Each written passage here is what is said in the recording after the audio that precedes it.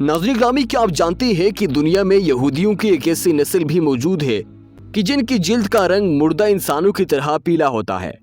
उनके जिस्मों से किसी मुर्दा गली से इलाज की जैसी बदबू हर वक्त खारिज होती रहती है। उनका नया लिबास भी थोड़े ही अरसे बाद किसी मुर्दे की कफन की तरह गिर्द आलूद और तार तार होने लगता है। ये लोग अपनी इस कमजोरी या निशानी को छुपाने के लिए भले कितने ही परफ्यूम और खूबसूरत लिबास का इस्तेमाल कर ले, उनकी तीनों निशानियों में से किसी एक निशानी की वजह से पहचाने जाते हैं। ये लोगों में घुल मिलकर अपनी शनाख्त छुपा लेते हैं, लेकिन अपनी मुस्तकिल शनाख्त से उम्र भर पीछा नहीं छुड़ा सकते। ये एक अज़ाब याफ्ता कौम है जो हजारों साल पहले दुनिया में आई थी, लेकिन अपने बदामाली और पैगंबर की सरी नाफरमानी की वजह से एक अनोखी और बदतरीन अज़ाब का शिकार हो गई। नाज़रीन, वाक़या कुछ यूँ हुआ था कि हज़रत मूसा अलैहिस्सलाम की बात है कि जब एक पैगंबर यहूदी कौम के एक बड़े शहर की तरफ भेजे गए थे। जैसा कि तारीख में यहूदियों का शुरू से यही वतीरा रहा है कि ये अल्लाह ताला के सख्त नाफरमान रहे।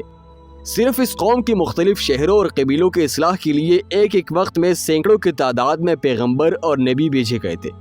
कहा जाता है कि पैगंबरों की कुल तादाद में से 90% पैगंबर यानी 1 लाख से ज्यादा सिर्फ यहूदियों की तरफ भेजे गए थे।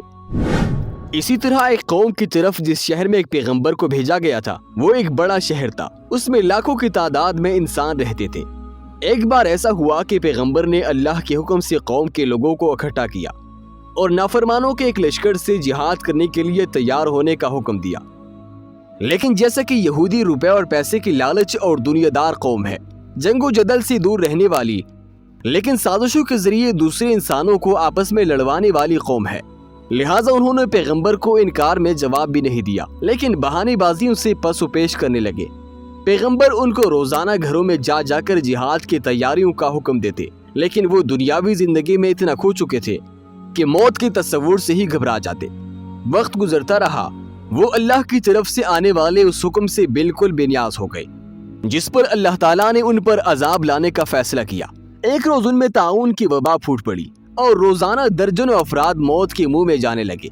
कौम के चालाक और होशियार लोगों ने जब ये सूरत हाल देखी तो उनको यकीन हो गया कि उनकी नाफरमानी की वजह से उन पर अल्लाह का अजाब नाजिल हो चुका है। चुनांचे वो लोग इस शहर से निकले और दूर दराज किसी जंगल में रहने के लिए चल खड़े हुए। वक्ती तौर पर जगह तब्दील करने की वजह से वो ताउन के मरज से बच गए। इस पर उन्होंने फैसला किया कि वो इसी जंगल में अपने बच्चों, दोस्तों, साथियों और रिश्तेदारों के साथ उस वक्त तक मकीन रहेंगे जब तक उनके शहर में ताउन का अजाब टल न जाए।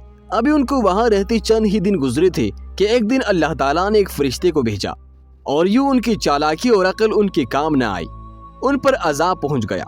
फरिश्ता एक बुलंद पहाड़ पर खड़ा हुआ और उसने एक ऐसी खौफनाक शिंगार की आवाज निकाली कि जिसने वो आवाज सुनी तो दहशत और खौफ से होश हवास खो बैठा।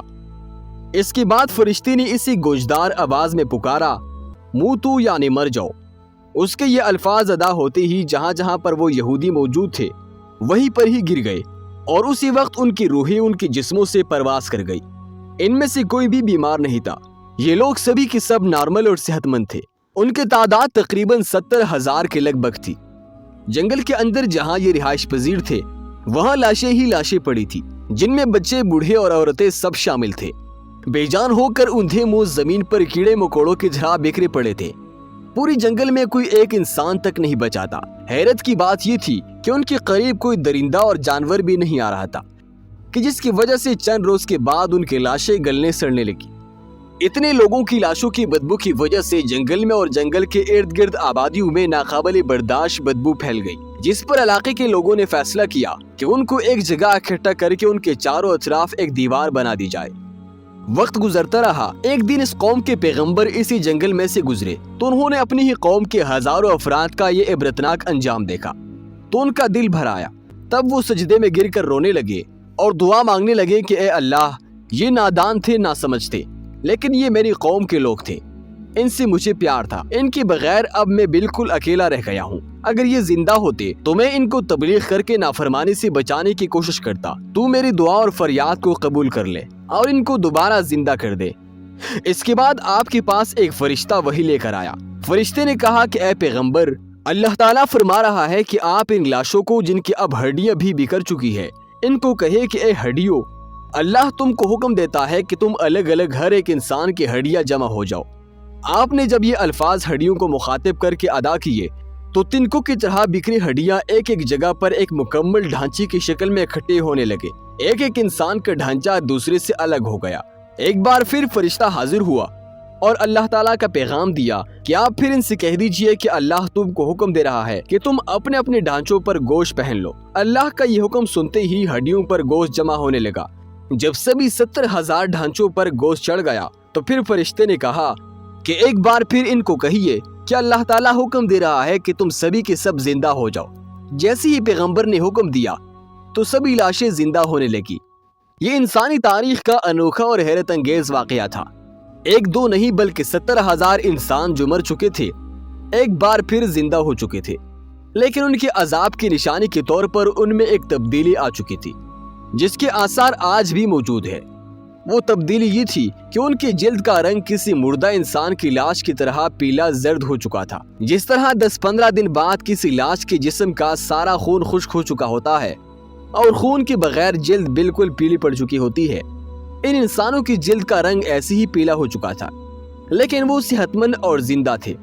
بس یہ ایک تبدیلی آ چکی تھی کہ ان کی جسموں میں سے ویسے ہی بدبو خارج ہو رہی تھی جیسے 10-15 دن پرانی لاش کے جسم سے پیدا ہوتی ہے۔ تیسری تبدیلی یہ تھی کہ یہ جو بھی لباس پہنتے تھے کچھ دن کے بعد اس کی حالت مردے کی کفن جیسی ہونے لگتی تھی۔ جیسے قبر میں پڑا مردہ مٹی لگنے سے اس کا کفن میلا ہونے لگتا ہے اور کمزور ہو کر تار تار ہونے لگتا ہے۔ یہ تینوں نشانیاں ان کی زندگی میں شامل ہو چکی تھی، حتیٰ کہ ان کے آنے والی نسلوں میں بھی یہ نشانی پائی جاتی ہے، اور آج بھی ہزاروں سال گزرنے کے بعد اس نسل کے یہودی دنیا میں جہاں بھی موجود تھے ان میں یہ تینوں نشانیاں موجود ہوتی ہے۔ اس واقعے کے بارے میں اللہ تعالیٰ قرآن میں فرماتے ہیں، اے محبوب کیا آپ نے نہیں دیکھا تھا کہ وہ جو موت کے ڈر سے اپنے گھروں سے نکلے تھے وہ ہزاروں تھے، اللہ نے ان سے کہا کہ مر جاؤ اور پھر انہیں زندہ کر دیا۔ بے شک اللہ تعالیٰ لوگوں پر فضل کرنے والا ہے مگر اکثر لوگ ناشکرے ہیں۔ ناظرین، امید کرتا ہوں کہ آپ کو آج کی ویڈیو پسند آئی ہوگی۔ اگر آپ کو یہ ویڈیو پسند آئی ہے تو اس کو زیادہ سے زیادہ شیئر کیجیے۔